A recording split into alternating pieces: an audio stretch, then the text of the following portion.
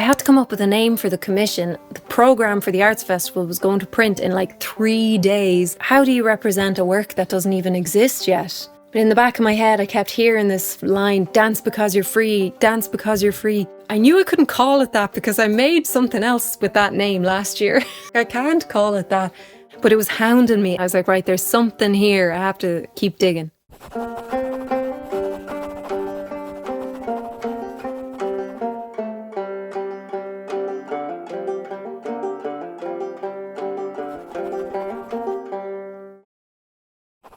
Naming work is not simple. You're trying to distill a body of work into anything from 1 word to 3, 4, 5, 6 words to communicate everything that the work represents in a way that the audience can read it and already connect with the work before they know anything about it.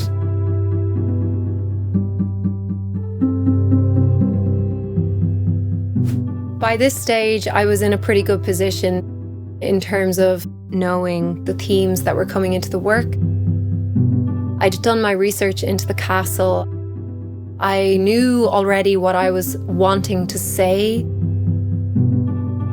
My starting point then in trying to find a name was to really look at those themes and try and find some way of creating a sense of resolution or full circle within those themes. We've got occupation, we've got rebellion, we have dehumanization, we've got population collapse, we have the roots of our humanity, all of the destruction that comes with that.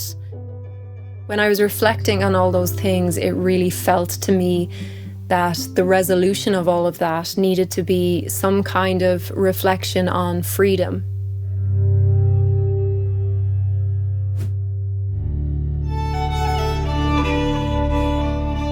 Freedom is on the tip of my tongue.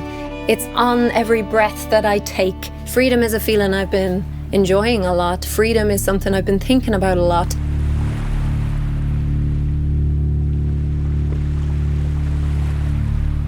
Before I get into all of that, I just want to mention something that I've come to learn about the artistic process.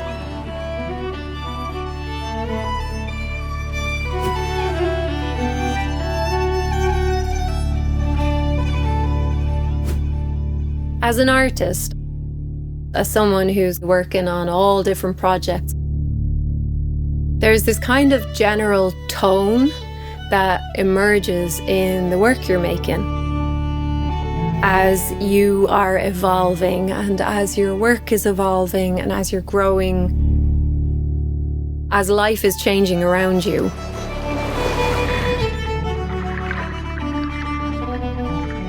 It's happened a good few times. A theme will come back and I know that there's more, I have more digging to do, or there's more that I haven't quite cracked about that subject yet or about that theme. There's something still in that looking for me to find it. And in this case, freedom was one of those.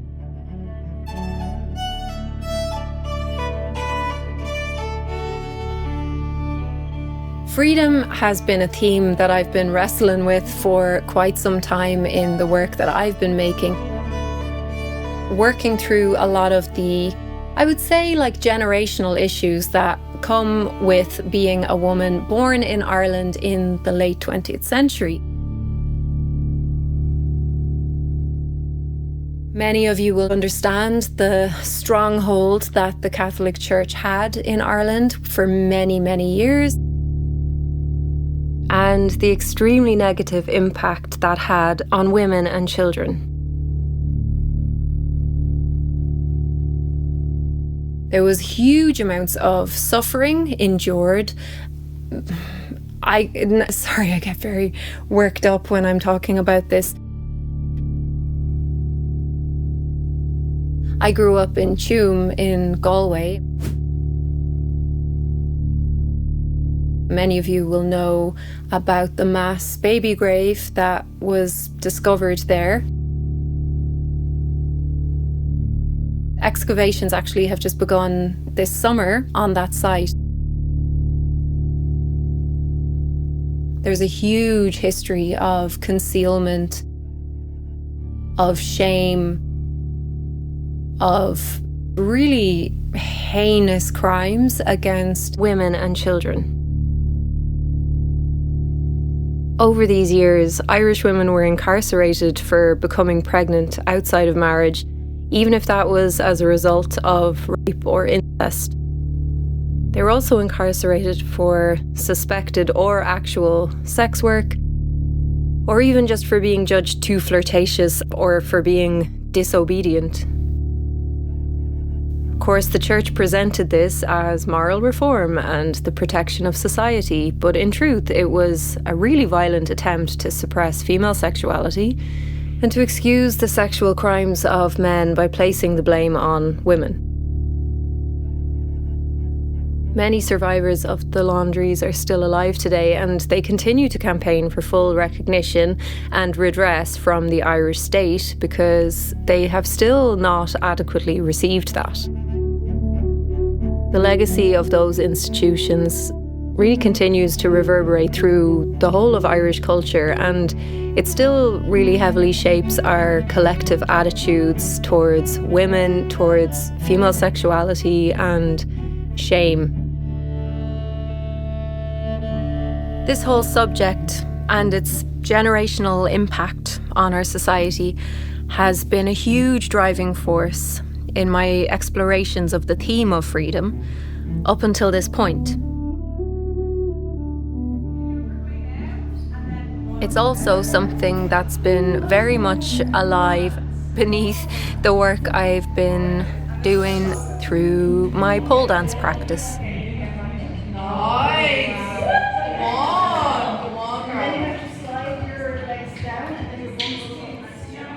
I've been dancing for maybe 7 years at this stage. I started just before COVID, so I've been dancing for around 5 years.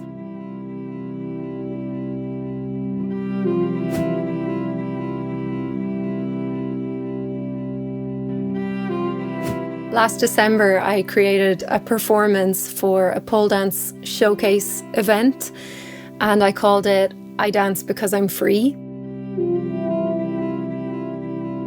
I created a routine to one of my songs called Red Woman. It's not released yet, but it will be at some point. It's a song that very much reflects fighting spirit. It's a feisty song. It's got a really good, deep beat under it. It's a vibe. Anyway, before I performed the routine, I dedicated it to all of the women in Ireland who had suffered at the hands of the church and state. And I also dedicated it to women who were experiencing extreme levels of oppression, particularly in Afghanistan, where simple instinctual expressions of our humanity, such as dancing, singing, and in some cases speaking, are banned for women only. Now, as part of the performance, I wrote across my body at the front, I dance because I'm free. And I wrote on the back of my body, no shame. I chose to make these statements literally on my body with text because that was what I wanted to say in that moment. It was where I was at in terms of untangling a lot of my own internalized shame that I was born into. Every time I dance, I am exercising my freedom. The fact that I, today, can step up onto a stage and perform in that way and enjoy expressing sexuality in that kind of a way, that is me exercising a freedom. And that is a freedom that I am so lucky that I have, and I do not take it for granted. If I was born 30, 40, 50 years earlier in the same place, there is no way I could have performed a routine like that in Ireland. It just would not have happened. So, freedom for me looks like the ability to express myself in a way that hundreds of thousands of millions of women did not have the chance to express themselves. So, things have changed. I'm not saying there's not still a lot to do, but we've made pretty good progress over the past 50 years. So, sorry, that was a bit of a tangent there, but I'm very passionate about this subject.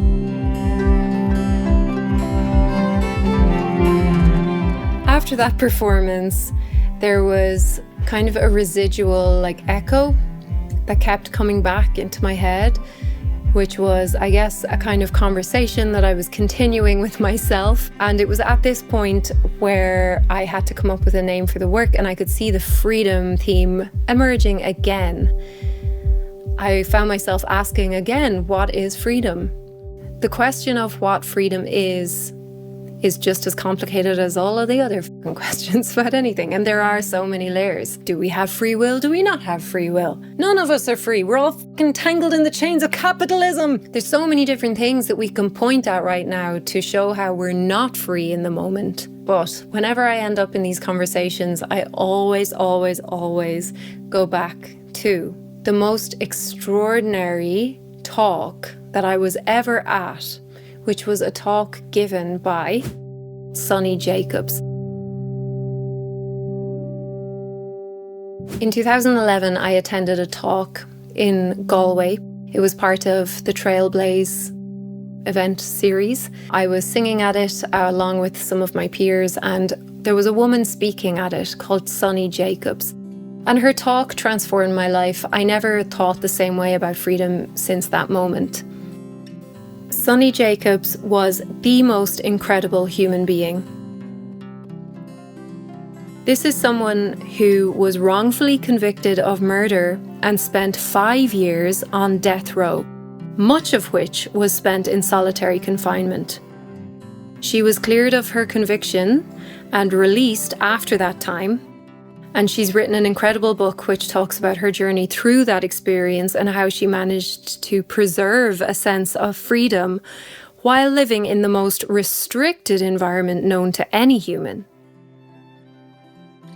She had been in my thoughts a lot while I was trying to tease out what freedom means, and particularly in the run-up to this situation where I had to name the work.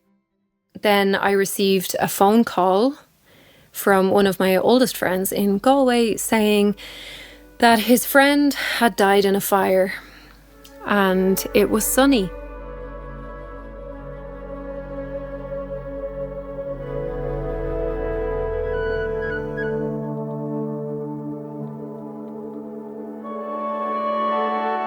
When I heard that Sonny had died, the title shifted in my head, and I could see just this line with an underscore where there was space for a word, but the word was not defined. So there was little quote marks and then space for a word, and then because you're free. So what do you put there? What do you fill that sentence with? What do you do because you are free? What do you do with your freedom? What do you choose to do with the freedom that you have? There's a lot of arguments against the idea that any of us have any freedom at all, and there's a lot of merit to some of those arguments as well. This is not the place for those right now, but I definitely wanted to make something that would question some of these narratives and invite people to reflect a little bit on this topic and kind of just think about it a bit on their own terms of how they interact with freedom, what freedom looks like for them, how they see freedom, and how they experience freedom. So now I had the name. There we have it. The next layer of the cake.